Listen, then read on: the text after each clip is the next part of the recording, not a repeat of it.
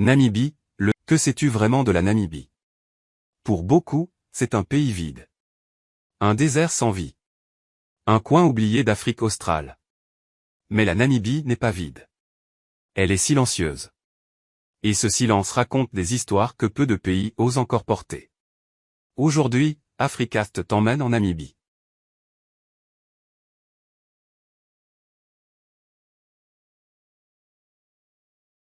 Un pays où la terre se souvient. Et où l'Afrique parle à voix basse, mais avec une puissance rare. Abonne-toi à Africast. Ici, on raconte l'Afrique sans filtre, sans folklore, sans complexe. Regarde une carte de l'Afrique. La Namibie s'étire le long de l'océan Atlantique, coincée entre l'Angola, le Botswana et l'Afrique du Sud. Une bande de terre longue et imposante, tournée vers l'océan, mais protégée par l'un des environnements les plus hostiles de la planète. Un pays immense. Mais l'un des moins peuplés du continent. Ici, l'espace domine l'homme. Les routes sont longues, les distances trompeuses, et le silence accompagne chaque déplacement. Ici s'étend le désert du Namibe. Le plus ancien désert du monde. Âgé de plus de 55 millions d'années. Un désert qui existait déjà bien avant l'apparition de l'homme. Avant les frontières. Avant même l'histoire écrite. Des dunes rouges gigantesques.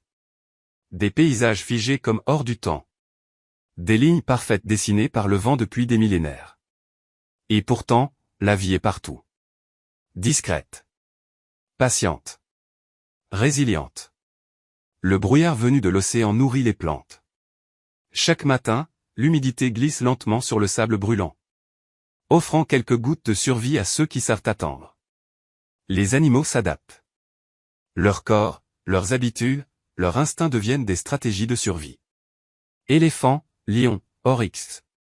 Ils parcourent des dizaines de kilomètres pour trouver de l'eau. Ils économisent chaque mouvement. Chaque souffle. Ils apprennent à survivre là où l'homme doute. Là où la nature n'offre aucune facilité. En Namibie, la vie n'est pas bruyante. Elle est stratégique. Bien avant les frontières.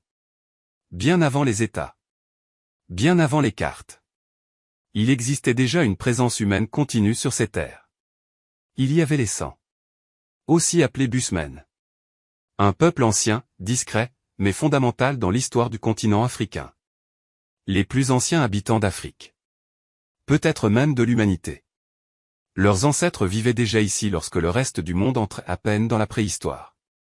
Ils ne cultivent pas la terre. Ils ne la possèdent pas. Ils la comprennent.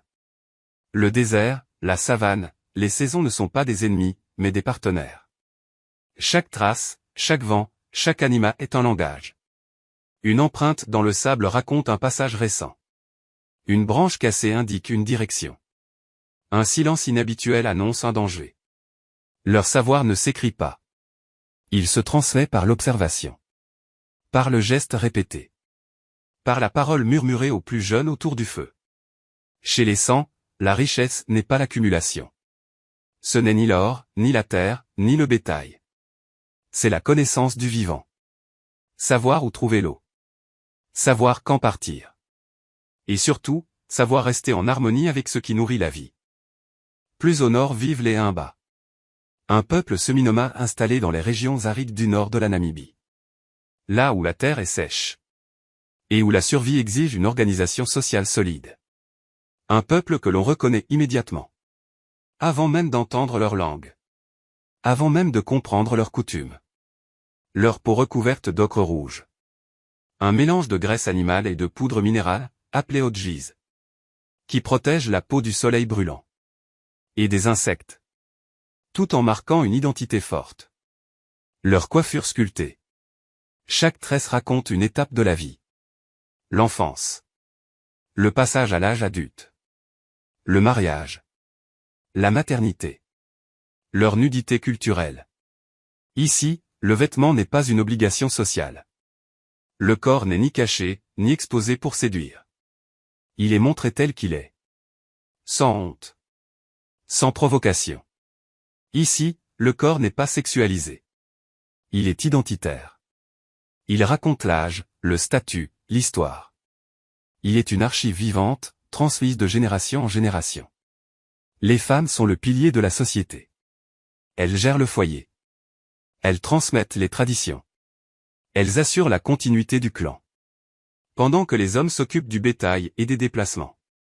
Elles maintiennent l'équilibre du groupe. En Namibie, la nudité n'est pas un manque. Elle n'est pas un retard. Elle n'est pas une provocation. C'est une mémoire vivante. Mais le silence namibien cache aussi une douleur. Une douleur ancienne, profonde, inscrite dans la terre et dans les corps. Une douleur que le désert n'a pas effacée. Au début du XX siècle, la Namibie devient une colonie allemande. Elle est alors appelée Afrique du Sud-Ouest allemande. Pour l'Empire allemand, ces terres représentent une opportunité stratégique et économique. Les terres sont confisquées. Les points d'eau sont contrôlés. Le bétail est saisi. Les peuples Herero et Nama sont repoussés dans le désert. Privés de leurs moyens de subsistance. Ils sont poussés vers des zones où survivre devient presque impossible. Entre 1904 et 1908, plus de 80% des Herero sont exterminés. Des dizaines de milliers de Nana meurent. Hommes, femmes, enfants. Emportés par la faim, la soif, les maladies et les violences. Déportation. Des familles entières sont arrachées à leurs terres. Camps de concentration. Des espaces clos où le travail forcé, la malnutrition et la mort deviennent quotidiens. Expérimentation raciale. Des corps africains utilisés pour alimenter des théories pseudo-scientifiques. Le premier génocide du XX siècle. Un crime longtemps oublié par l'histoire mondiale. Effacé des manuels. Rarement enseigné. Peu reconnu pendant des décennies. Bien avant l'Europe. L'Afrique a connu l'horreur industrielle. Une violence organisée, planifiée, méthodique. Un laboratoire de pratiques qui marqueront tragiquement le siècle. Aujourd'hui encore. Les plaies ne sont pas totalement refermées. Les demandes de reconnaissance. Les débats sur les réparations. Et la transmission de la mémoire restent des sujets sensibles. La mémoire lutte pour ne pas disparaître. Windhoek, la capitale, reflète cette dualité. Une ville posée entre collines et plaines. Où le passé colonial reste visible dans l'espace urbain. Architecture allemande. Église, bâtiments administratifs, rues tracées à l'européenne. Langues multiples. L'anglais, langue officielle. L'afrikaans. L'allemand. Et de nombreuses langues africaines. Cultures entremêlées. Elles cohabitent, parfois sans vraiment se rencontrer. Héritage direct de l'histoire. La Namibie devient indépendante en 1990. Après des décennies de domination sud-africaine et d'apartheid. Une indépendance arrachée après de longues luttes politiques et armées.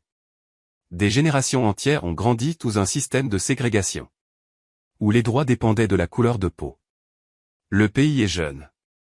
À peine quelques décennies d'existence en tant qu'État souverain. Mais son passé est lourd. Il pèse sur la répartition des terres. Sur l'économie. Sur les relations sociales. Construire une nation. Quand l'histoire a fracturé les peuples. Demande du temps. Des compromis difficiles. Des choix politiques sensibles. Et beaucoup de courage. La Namibie fait pourtant un choix rare en Afrique. Un choix discret, mais stratégique. Un choix pensé sur le long terme. La conservation communautaire. Un système où les terres restent entre les mains des communautés locales. Où les villages deviennent acteurs de la protection de leur environnement.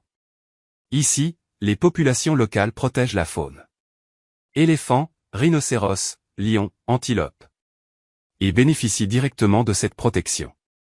Revenus du tourisme, emplois locaux, infrastructures, écoles, soins de santé. Le tourisme n'écrase pas les territoires. Il les respecte. Il s'adapte aux équilibres naturels et humains. Il crée de la valeur sans détruire ce qui fait la richesse du pays. La nature n'est pas un décor. Elle est un partenaire. Une ressource vivante, fragile. Qu'on protège parce qu'elle fait vivre. La Namibie nous montre qu'un autre modèle africain est possible. Un modèle où développement et respect ne s'opposent pas. Un modèle africain pensé par des Africains. Pour durer. En Namibie. Il n'y a pas de foule. Les villes sont calmes. Les routes longues et souvent vides. Peu de bruit. Le vent, le sable, les animaux. Voilà la bande-son du quotidien. Peu de distractions. Pas de lumières éblouissantes, pas de publicité criarde. Seulement l'espace, le temps, la vie elle-même. Ce pays ne te divertit pas. Il ne cherche pas à te séduire. Il t'oblige à t'écouter. À écouter le souffle du vent. Le froissement des feuilles. Le pas d'un oryx sur le sable chaud. À écouter ton propre rythme, tes pensées, tes choix. Face à l'immensité. Face au désert, aux montagnes, à l'océan. L'homme redevient humble. Petit devant le temps. Petit devant l'histoire. Mais capable de comprendre. De respecter. Et de s'émerveiller. La Namibie n'enseigne pas avec des mots. Elle enseigne avec le silence. Et ce silence est une leçon que l'on n'oublie jamais. La Namibie n'est pas un pays spectaculaire. Elle est profonde. Profond dans son silence. Profond dans son histoire. Profond dans la manière dont la vie s'y organise. Elle nous rappelle que le silence peut être une résistance. Que la mémoire peut survivre sans cri. Et que l'Afrique n'a pas besoin de se justifier pour exister. Elle ne cherche pas l'approbation. Elle ne demande pas l'admiration. Elle existe, simplement, pleinement. La Namibie parle peu. Mais quand elle parle, elle touche l'âme. Elle fait réfléchir, ressentir. Et nous laisse avec un mélange d'humilité et d'émerveillement. Si cette vidéo t'a fait voir l'Afrique autrement, abonne-toi à Africast. À très bientôt pour un nouveau voyage. Prépare-toi à découvrir d'autres peuples, d'autres histoires, et d'autres vérités que l'on ne montre jamais dans les guides touristiques.